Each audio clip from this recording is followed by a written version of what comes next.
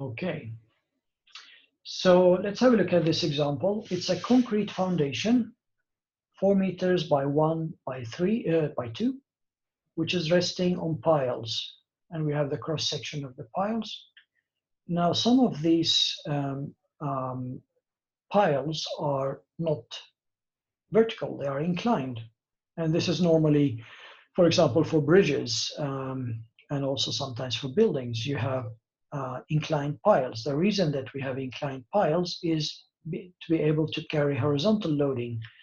Horizontal loading can come from, for example, vehicles on a bridge braking. They will introduce horizontal loading.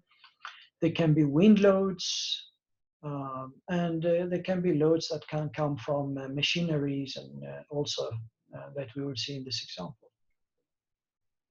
So this is a concrete foundation. It has a E modulus of 30 gigapascal, and it has a mass moment of inertia of 31,472 kilogram per square meter, kilogram square meter. So this is the mass of the foundation that will be active in rotation, the mass moment of inertia, when we calculate the inertia for angular acceleration.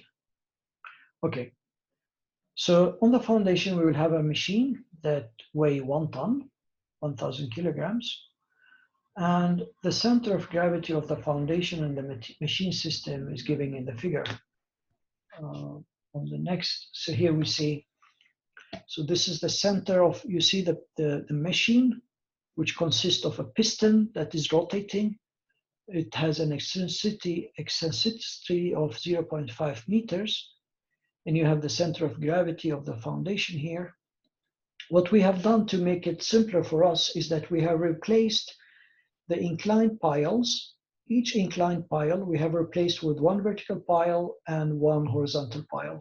Okay, so instead of having these two inclined piles, we have replaced them with one additional vertical and one additional horizontal, just to make it a more theoretic, an easier case to analyze here.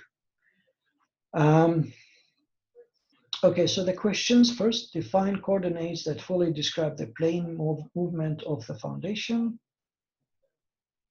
So how many degrees of freedom do we need to fully describe the motion of this foundation?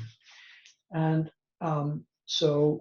and then develop the stiffness, the mass matrix, calculate the natural frequencies and the mode shape, and do this for two cases where x is 0 and x is 0.3. X is the distance between the center of gravity and the center of the piles, the horizontal piles.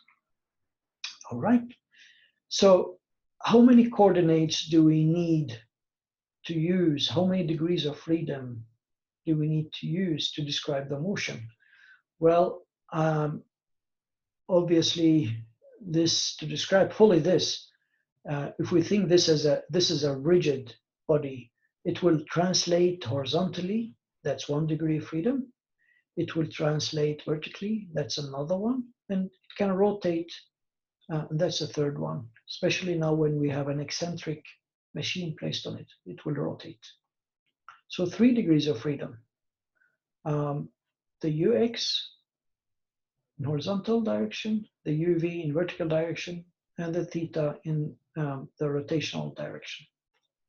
Okay, now the matrices will be then 3 by 3 because we have 3 degrees of freedom. So the mass matrix, that would be very simple. So this is the mass active in the horizontal direction. Well, it's the full mass. It's the mass of the machine and the mass of the concrete. This is the dimensions of the concrete foundation. This is the density. So the mass is this one. And in the horizontal direction, the whole mass would be active. In the vertical direction, so this is related to ux, this is related to uy, and this is related to the rotational degree of freedom theta. Okay.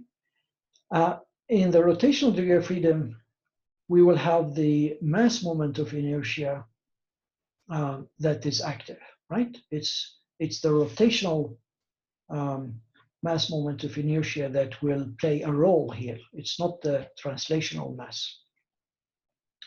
So I hope this is clear for everyone. Very simple way of constructing the mass matrix. The stiffness matrix is a bit more tricky. Again, here, so K11, remember this is the force that we have to apply in degree of freedom 1, that is in the horizontal direction, in order to get a unit displacement in degree of freedom 1. K21 is the force that we will have to apply in degree of freedom 2 in order to get a unit displacement in degree of freedom 1. And the same thing, the force or the rotation that we need to apply in degree of freedom 3 in order to get a unit displacement in degree of freedom 1. Okay, so for degree of freedom 1, we want to have a unit displacement or a displacement ux in degree of freedom 1, and we want to keep the other degrees of freedom to 0. And then I want you to then think of this slab, and it has translated. I don't think, I'm not going to add this lecture into Canvas because it's actually more or less the same. It's exactly the same except this and the next picture. So I think you can easily draw this on your paper or so, or you don't need to draw it. It's quite, this one is quite simple. I mean, you see the slab, and then we have pushed this in order to get a displacement of ux. And what forces do we need to apply in order to get this displacement ux? Well, there are no forces needed in the vertical direction, all right? Because they will more or less work like a hinge. So there will be no resistance from the vertical piles. On the horizontal direction, of course, if we want to, we have two piles, one on each side. And if we want to introduce a movement of ux, a displacement of ux, we have to apply this force. Remember from the last lecture when I used the Hooke's law to derive the force and the K stiffness for a pile or a bar, okay, which was EA divided by L. Okay, so in order to get the displacement ux, we have to apply this force in the piles. Okay, now this force, because the piles have a distance, the piles are placed eccentrically with a distance of x to the center of gravity, this will also introduce a rotation. Okay, and we don't want a rotation. We want that in degree freedom 1, everything is not moving except degree freedom 1. That's why we have to apply an external moment to keep the slab in its rotational in an angle equal 0. Okay, so that moment will be equal to the force that we will apply in the two piles multiplied with the distance x, which is the distance between the center of the pile and the center of gravity. Okay, I hope this is clear for you. It's again a matter of like putting a unit displacement or a ux displacement in 1 degree of freedom and noting down what forces you need to add to do this and to keep the other degrees of freedom to 0.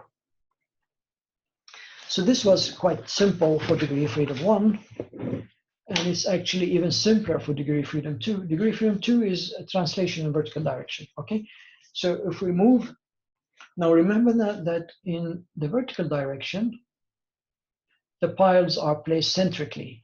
So it's 1 meter to this pile and 1 meter to that pile. So there is no eccentricity. Okay, so when we want to move the foundation an amount uy in the vertical direction, we had 4 piles.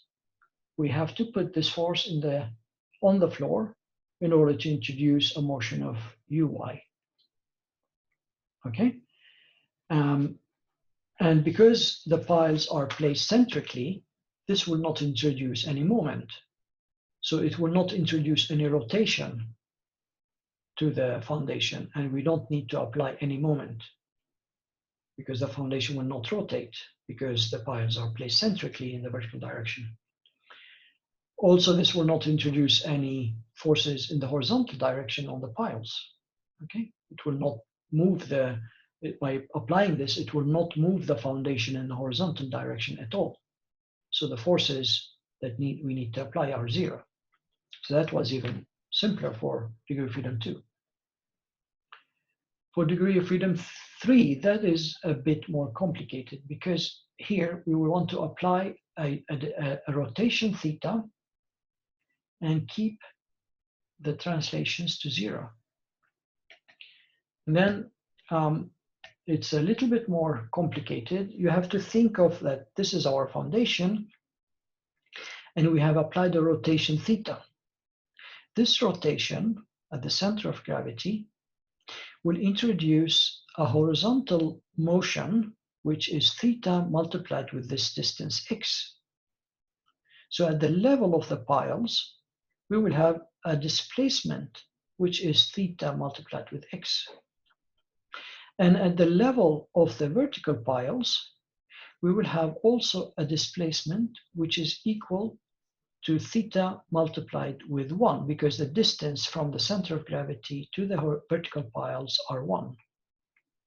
Okay, so this means that if we want to apply a rotation of theta to the foundation, we have to put this force in the horizontal direction.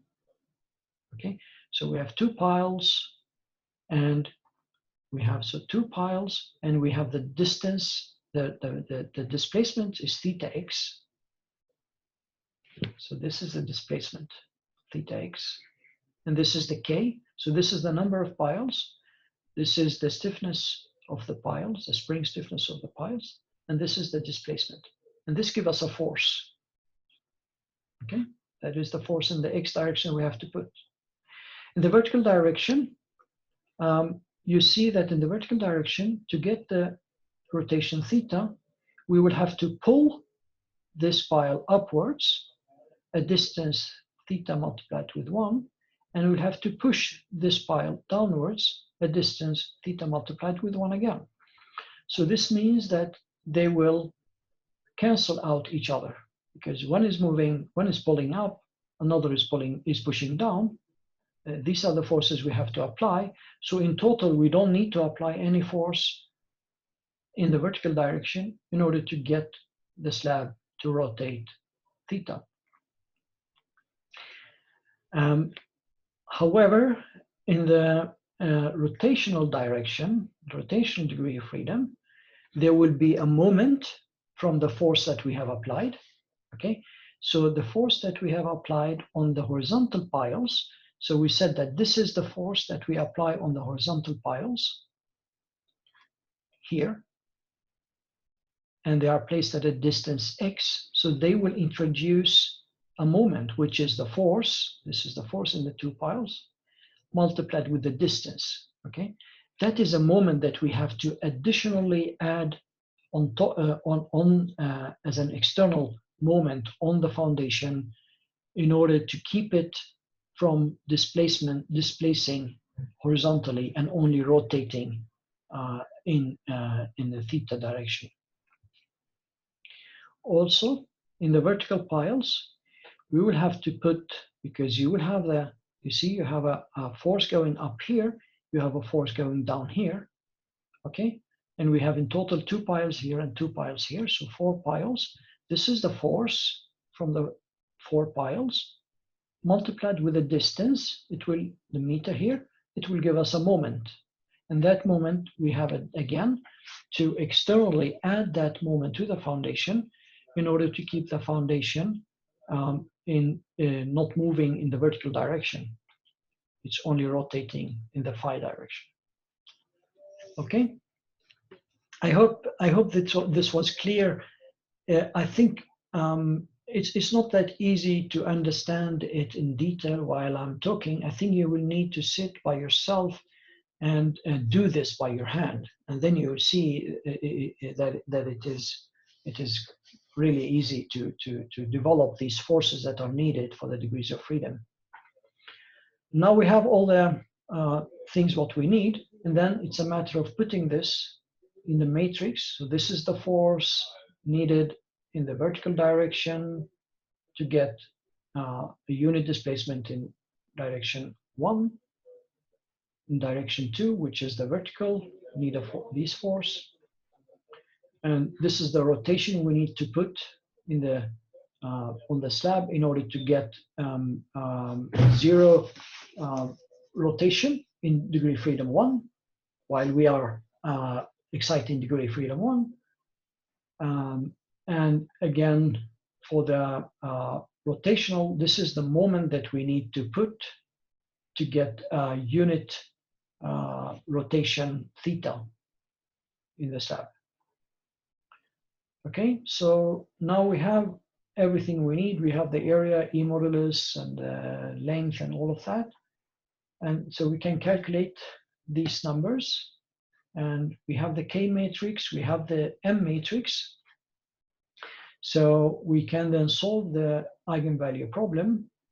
In MATLAB, we use the Eich function, the K and the M matrix. We get 2 matrices. We get the omega matrix, the W2 matrix. This is the matrix that contains omega square in the diagonals. So to get the omega, we have to have the square root of this. So this will give us, so W here will be, the W here will be a matrix with omegas. And then by dividing this with 2 pi, this will be a matrix with frequencies in Hertz. And this matrix will have the mode shapes in 3 directions, okay, in rotation and in translation. And we can scale this, for example, each, so this is scaling, dividing by the maximum in mode number 1, and dividing by the maximum in mode number 2, and dividing by the maximum in rotational mode in mode number 3. Okay, so this is just for scaling it. So we take the one and divide it with the maximum in each direction.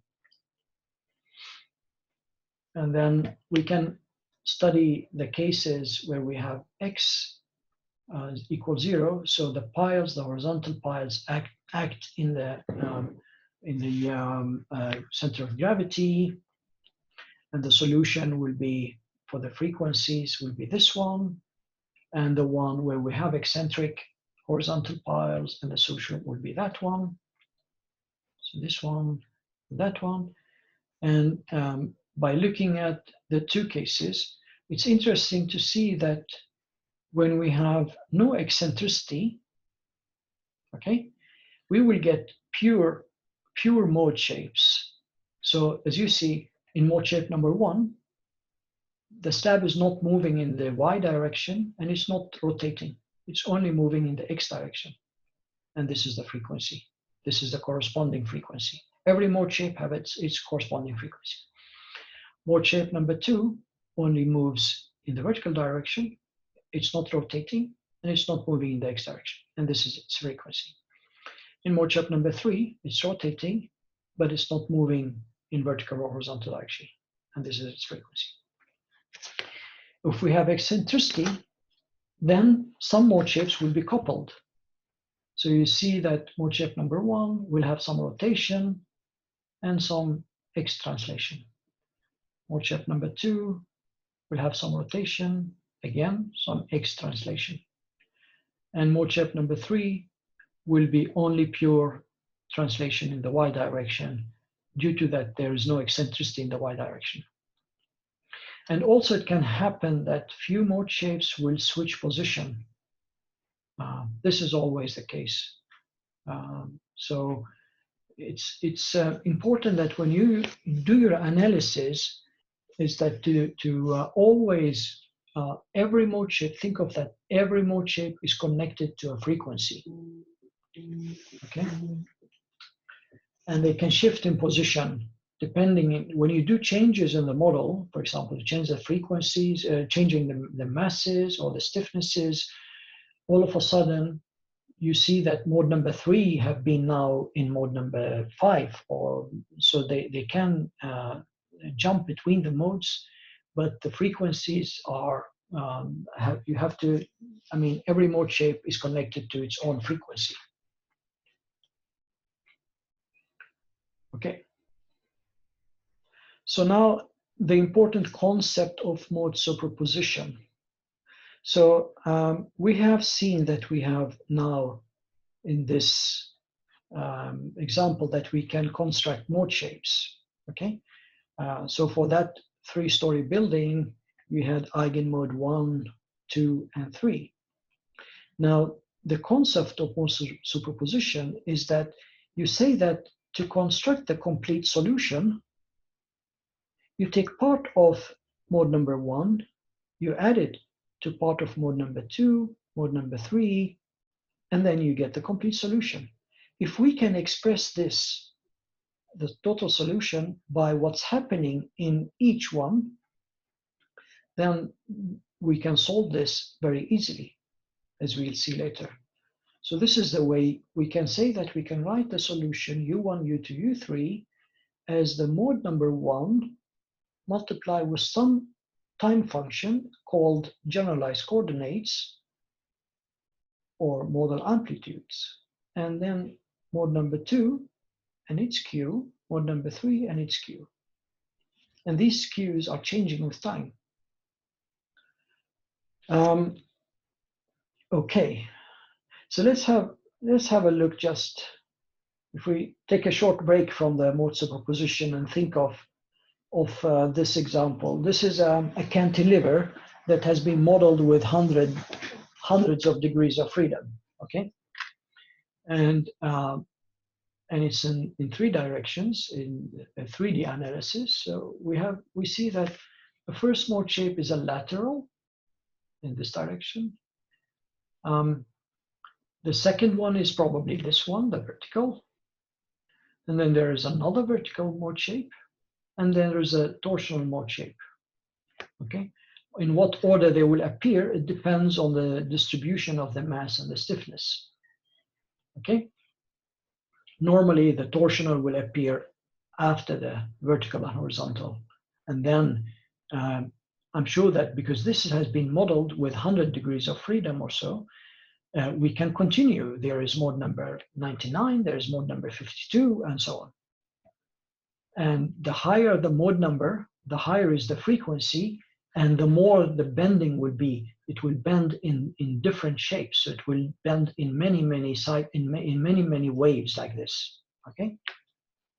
But it's interesting to note that if let's say that we have a force acting at this point, you see this point is not really moving.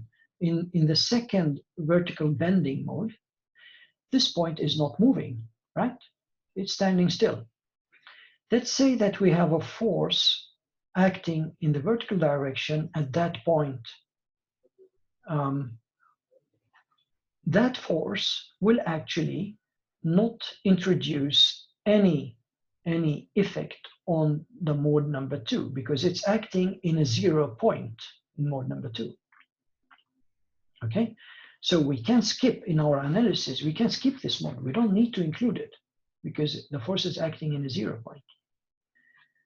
Again, if you study, this is a lateral mode shape. If the force is acting vertically, this is not going to give any contribution because this only treats the horizontal motion. So having a force acting in the vertical direction will not really this mode will not really contribute to the response. Again, if the force is acting eccentrically on the beam, the torsional, you will not excite the torsional mode shape. Okay, so this means that if we have a force acting in the vertical direction at this point, a vertical force, we can actually be able to construct the solution just by studying this mode shape. And we can skip the others because they will not contribute. So that's why it's important to always think of the mode shape. So what is the modal mass for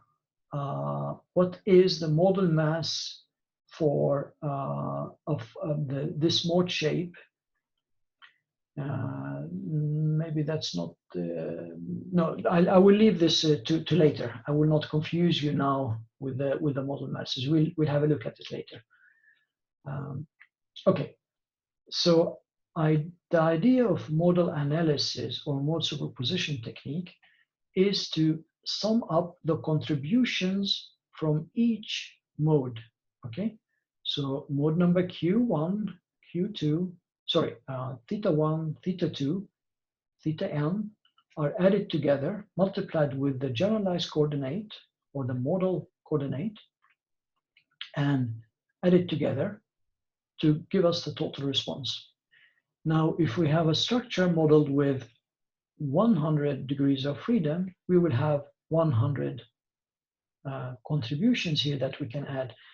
But you will see that in civil engineering structures, because they are low frequency structures, it's enough to only take the contributions from the first few mode shapes and frequencies. So we don't need to go up to infinity or to 100. We maybe go up to 10 or 20 or 50, depending on the problem and the force in the problem. Okay. And to do this, we need to uncouple the equations. Okay, so these are equations. As you see, these are this is the mass matrix, the K, the stiffness matrix, and the forcing vector. And what we need to do is to uncouple this equation and to make simple equations like this. When I have bold letters, this means that if it's a bold capital letter, this is a matrix. If it's a bold small letter, this is a vector. Okay, so you see this is a force vector. When I write it like this, then this is just a number. Okay, Mn is, as you remember, is the modal mass. Okay, so the way we do this is by manipulating this, by pre-multiplying the mass matrix with the mode shape, mode number n, for example, and post-multiplying with the mode shape, mode number n. This will give us the modal mass. So this is the contributing mass, the active mass in mode number n. If we do the same thing with the stiffness, we get the modal stiffness, Kn, for mode number n. If we do this for the force, we get Pn, which is the modal force, Pn. So the force acting in mode number n. So, okay, if I go back here, if I have the force acting here, okay, what will be the Pn for this mode? It will be 0. The Pn, because if you take the mode shape, so the mode shape and the coordinates for every point multiply with the point force here, it will be 0, because at this point, the displacement in this mode shape is 0. So Pn for this mode will be 0. So this is how you should understand this. And if we have different, in this case, if you have n here and n plus 1 here, it will be 0. Because you remember we said that due to the characteristic or the orthogonality properties of the problem, if you take two different mode shapes, this will always be zero. This will always be zero. Okay. If you and you can try this in MATLAB.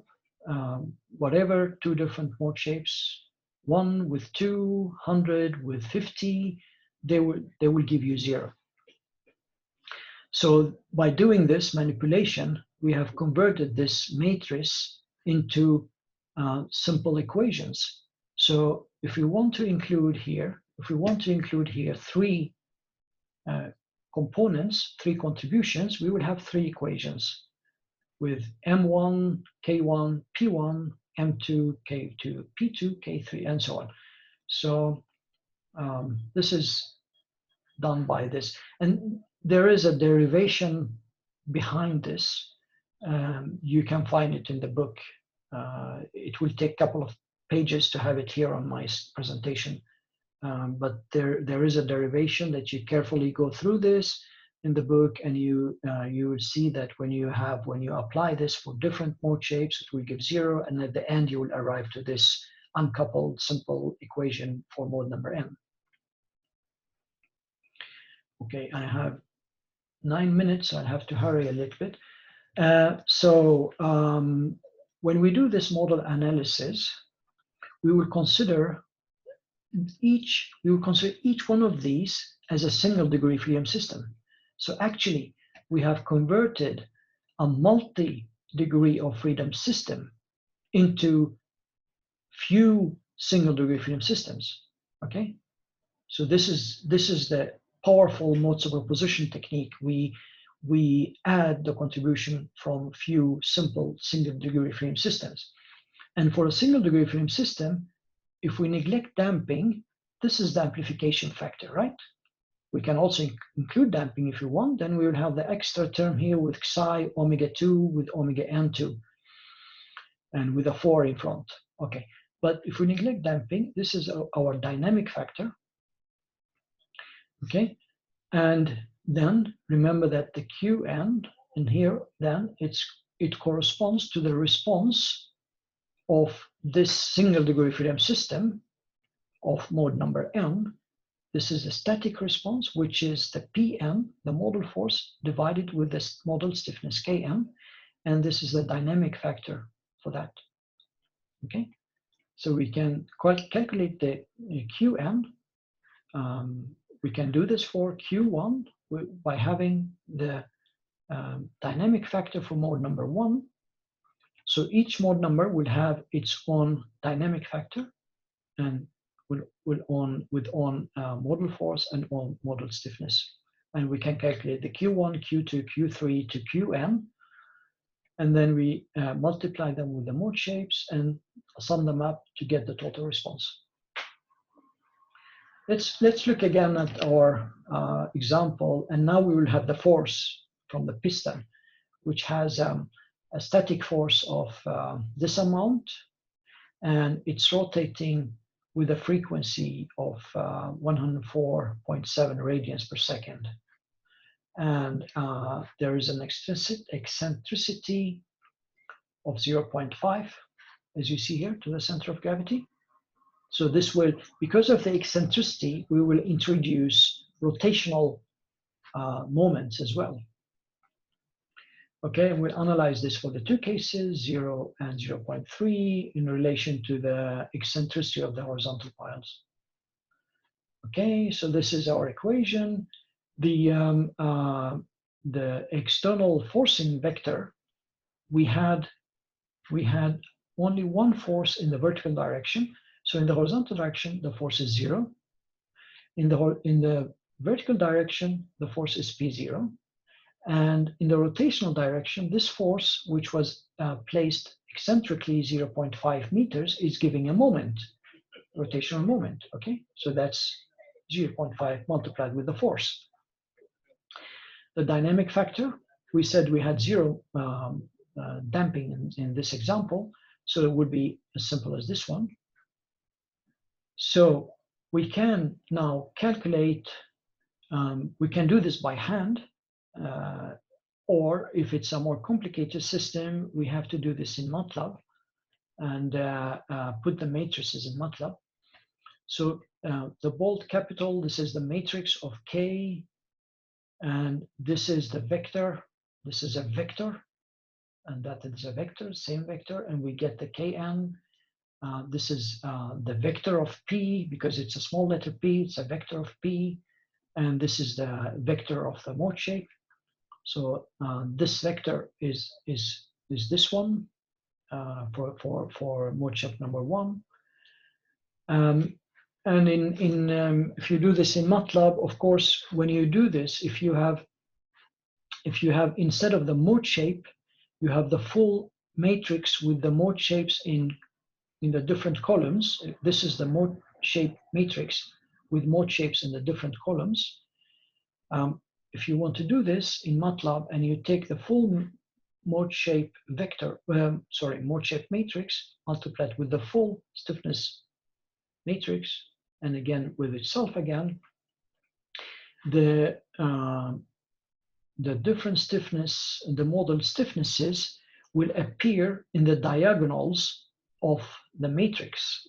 Okay, so this will result in a matrix which is full with zeros, because if these are different to each other, they will be zero. The model stiffness will be zero. So this result in a matrix which is full with zeros, and the diagonals will be non-zero numbers. They will contain the model stiffnesses, the Kns. The same thing you do here with the force vector. It will give you a vector of the modal forces.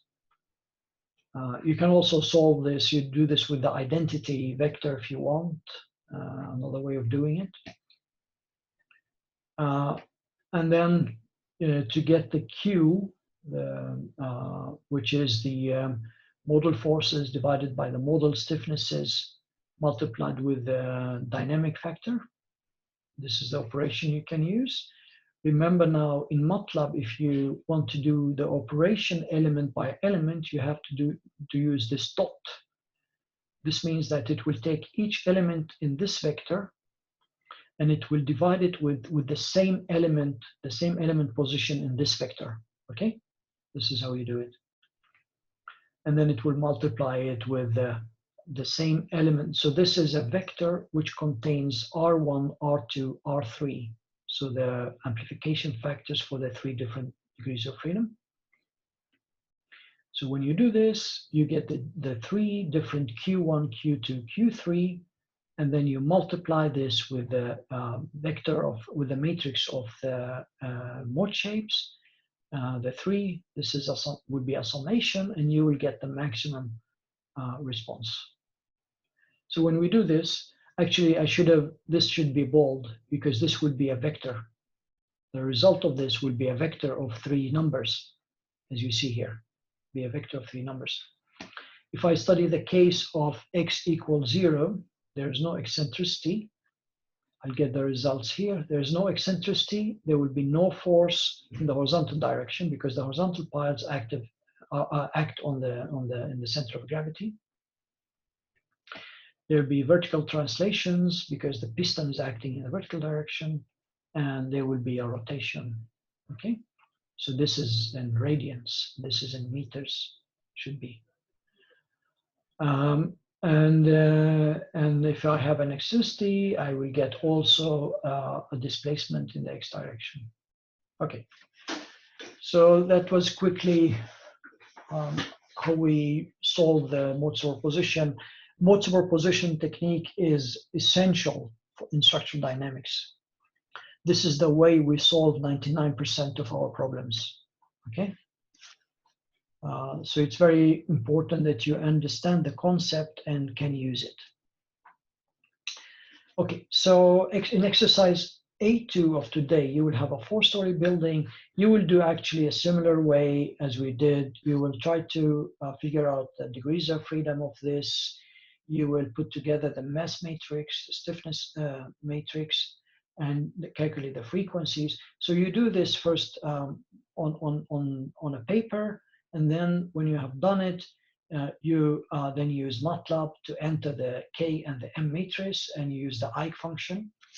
And then you determine the displacement for a force acting here or here, in the two different 0.4 and 0.5.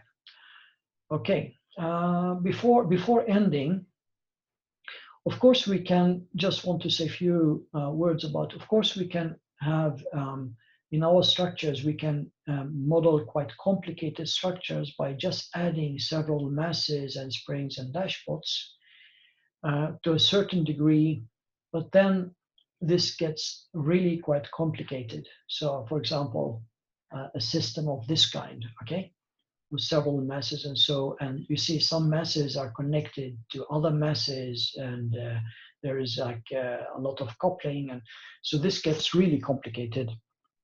Fortunately, nowadays we have things like the finite element method that can easily, by modeling the different elements, and we can easily, the program develops the stiffness matrix and the mass matrices and so on. So we don't need to idealize problems with a lot of mass dashpots and springs. So normally we use this in our applications. We use this maximum 2-3 masses connected to each other. We will never go to problems of this kind, because as it gets complicated, the system will get more or less difficult to understand and difficult to see the mistakes that you do. So we will turn to the finite element method instead, and use that when we want to make more detailed models. And that is what you will do in the last exercise, C2, of the pedestrian bridge that you will work on in lab 2. And that is also what you will do in if you do the next course on advanced bridge design, where we will work on a pedestrian bridge also, that you will model in dynamics and analyze response to human-induced vibrations. Okay, by that, I want to thank you for listening. I know it's a challenge to just listen to me, and I hope that I made certain things clear for you and did not confuse you too much. But again, I think you need to go through the lecture by yourself, together with the textbook, to understand more the theoretical part, and get back to me if you have questions. So thank you, and Daniel and Reza will be here today taking care of you in the afternoon. Thank you.